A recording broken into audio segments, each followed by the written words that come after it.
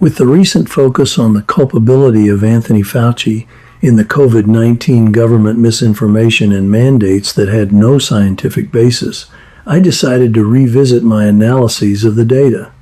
I do not address the source of the pandemic or the wisdom associated with gain-of-function research. Congressional and multiple health agencies continue to investigate these. I have serious concern that we have not learned our lessons.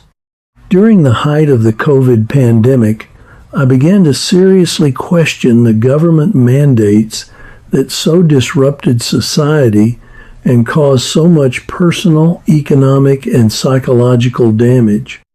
Our children are still suffering from lost years of education, and personal businesses are gone forever. As a result, I downloaded the data published by the Centers for Disease Control and began my own research using that data during the pandemic. I found no agency or news outlet interested in what my research was indicating. Now the government and news media are beginning to admit to the deliberate misinformation and specious mandates that I discovered 2 years ago. In the following, I provide a brief summary of my analyses and conclusions that demonstrated the misinformation and lack of scientific basis for the mandates that so harmed the country. First, I examined the efficacy of lockdowns, masks, and the 6-foot rule compared with the vaccinations of the U.S. population. Second, I introduced the MIT model for indoor transmission because it is based on actual science rather than conjecture used by the government. Then, I used this MIT model to evaluate the effectiveness of the various mask types used by the public during the pandemic. Third, I used the MIT model to evaluate the basis for school closures. Fourth, I used the MIT model to evaluate the so-called 6-foot rule. Fifth, I estimated the need for masks and social distancing outdoors. This graph is the 7-day moving average for daily deaths compared with the beginning of lockdowns, masks, the 6-foot rule, and the percentage of the population fully vaccinated versus time. Fully vaccinated means people who received all doses prescribed by the initial vaccination protocol. The beginning of mandates for lockdowns, masks, and the 6-foot rule is shown by the vertical line on 16 April 2020. Daily deaths are shown in red and are referenced to the left-hand vertical scale. The cumulative percent of the population fully vaccinated is shown by the blue curve and is referenced to the right-hand scale. As of 19 July 2026, 70.3% of the U.S. population is fully vaccinated. 67% was reached by the end of 2023. Two critical conclusions are drawn from this graph. Cases and deaths continued to increase after lockdowns, masks, and the 6-foot rule were mandated. They had no significant effect on slowing the pandemic or reducing its effects. On the other hand, as more of the population became fully vaccinated, the daily deaths significantly declined to the numbers reported today, specifically 0.009 deaths per million population on 19 July 2026. For the U.S. population of 330 million, that translates to about 3 daily deaths, significantly lower than that due to influenza. Daily deaths from influenza range from 33 to 142. A serious lack of transparency about the side effects from the vaccines bordered on criminal misinformation and cover-up. Although small compared with the benefits observed in this figure, some were quite serious, especially for the younger population. This next figure shows the risk for one of those serious side effects, myocarditis. The risk probability is small but definitely significant. The same is true for the additional risk of pericarditis. I suspect the risk was significantly greater because the reporting system came later in the pandemic. I found it hard to get actual numbers for my own analysis. The reporting sites are biased and stress the benefits while minimizing the serious risks. Young people died from these cardiovascular side effects. The public was not informed of these risks in the early days of the pandemic. It was only acknowledged after cases became obvious in public. Recently, it was revealed that the experts knew that the second dose of the vaccine could possibly be related to miscarriages. This was only revealed as a result of Congress investigating Anthony Fauci. The preponderance of recent studies indicates no additional risks for miscarriage. However, the studies indicate a need for more data and further research. A very small number of outliers indicate a significant increased risk, but they are in the minority by a large margin. Also, pregnant women were fired from their employment for refusing the vaccine. Numerous nurses and employees in other disciplines were fired for refusing the vaccine. A sophisticated technical model for indoor transmission was developed at MIT to provide a real scientific basis for the probability of transmission as opposed to the government-mandated restrictions which had no scientific basis. The model uses the transmission probability versus time to establish guidelines for the allowed number of occupants in a specific room versus time. The model includes masks versus no masks. The model is based on the physics of respiratory emissions, fluids, and aerosols. It connects the actual physics to the epidemiology, specifically the concentration of suspended pathogens to infection rate.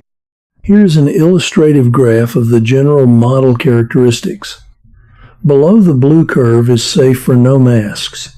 Below the red curve is safe with masks. Above those curves is not safe. It is obvious that more occupants means less allowed time in the room. Masks increase the time allowed in the room. However, we will see this effect strongly depends on mask type and compliance.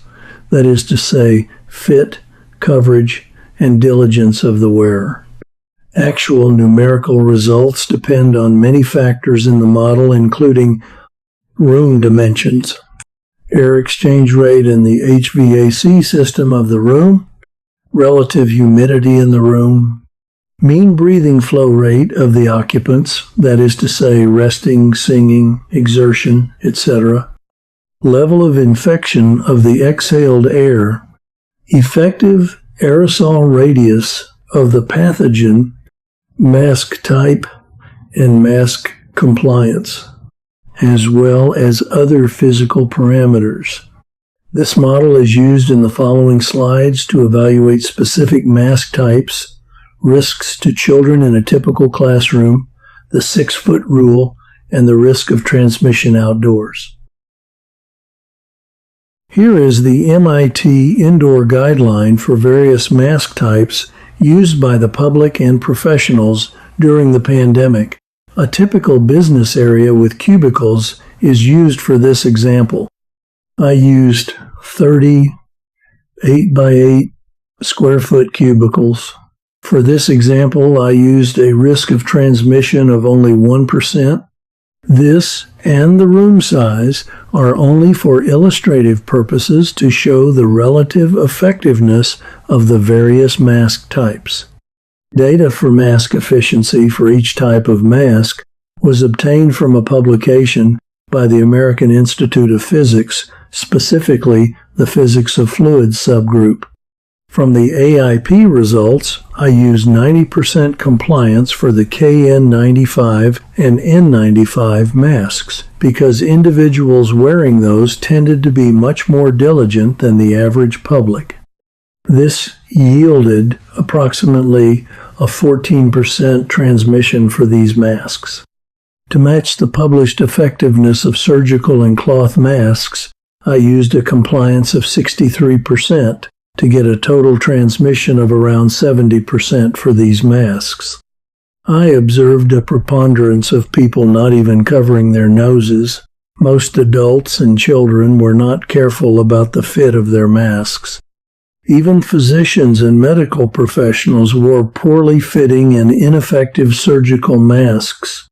This figure clearly demonstrates the significant improved effectiveness of KN95 and N95 masks in filtering the virus and extending the allowed time in the room.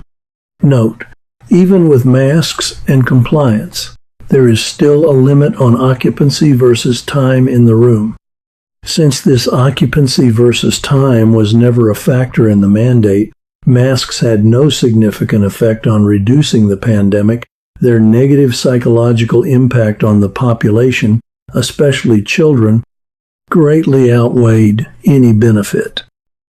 Here, I use a typical classroom for 20 students. I have increased the risk tolerance to 15% transmission because this is more appropriate for low-risk young people. COVID exhibited much milder symptoms and much less transmission in the younger population. For the 15% risk, the 20 students can remain in the room for more than 2 hours without masks. As students move to other classrooms, the risk starts over. The Journal of Infection indicated no reduction in transmission by mandates for masks on school children. A JAMA study published in 2021 stated the following: as many schools have reopened for in-person instruction in some parts of the U.S. as well as internationally, school-related cases of COVID-19 have been reported, but there has been little evidence that schools have contributed meaningfully to increased community transmission.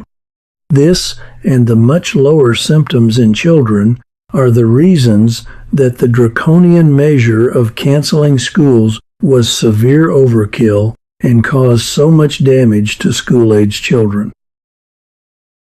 Here I use the MIT Indoor Guideline to evaluate the mandated 6-foot rule. The 6-foot rule was arbitrary and not based on any scientific studies. It was a holdover from 100-year-old outdated science. Because it has no time dependence, it has serious implications.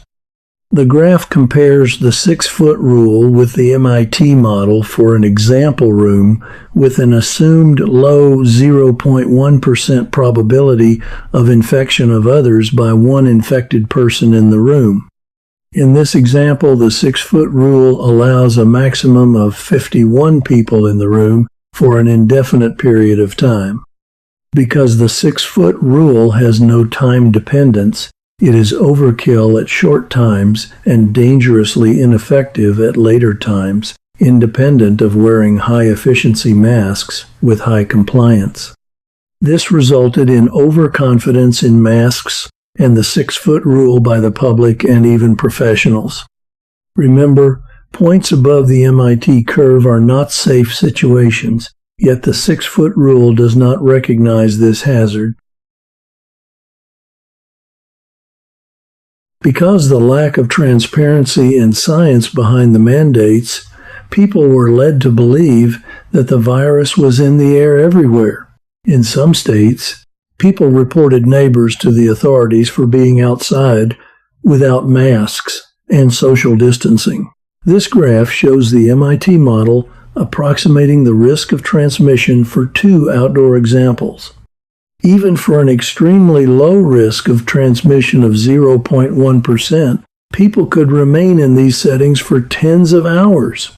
People's response to this mandate bordered on mass hysteria. I observed people wearing masks while driving in their cars alone. Here is a summary of my conclusions. The numerous mandates harmed the public, society in general, and personal economies. Children were especially harmed by school closures, masks, and isolation. Those affected generations may never totally recover. Lockdowns had no scientific basis because they are not 100%. Some businesses and institutions were granted exceptions, which defied all logic. Lockdowns destroyed personal businesses and economies. Many small businesses are gone forever. The isolation caused significant psychological damage throughout the country, especially in the development of children. Many continue to suffer from the psychological damage. Masks were ineffective and psychologically damaging, especially to children. Surgical and cloth masks were only slightly better than no masks at all.